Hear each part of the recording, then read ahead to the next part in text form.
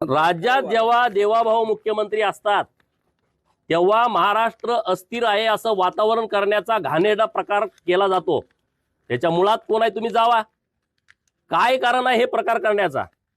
बर पुतळ्याचं प्रकरण आहे, हजारो लोक येतात कशी, दगडफेक करतात कशी, पोलिसांच्या गाड्यावरती दगडफेक करतात, त्यांचं काही दुमत नाही। म्हणजे मराठवाड्यामध्ये जी अस्थिरता आहे ती अस्थिरता महाराष्ट्रात, पश्चिम महाराष्ट्रात आणायची आहे आणि ह्याच्या पाठीमागं मोठं राजकारण आहे, हे दिसतंय असं प्रकरण नाही। राज्यात जेव्हा देवाभाऊ मुख्यमंत्री असतात तेव्हा महाराष्ट्र अस्थिर आहे असं वातावरण करण्याचा घाणेरडा प्रकार केला जातो।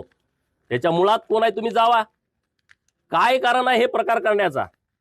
बर पुतळ्याचं प्रकरण आहे, हजारो लोक येतात कशी, दगडफेक करतात कशी, पोलिसांच्या गाड्यावरती दगडफेक करतात, त्यांचं काही दुमत नाही।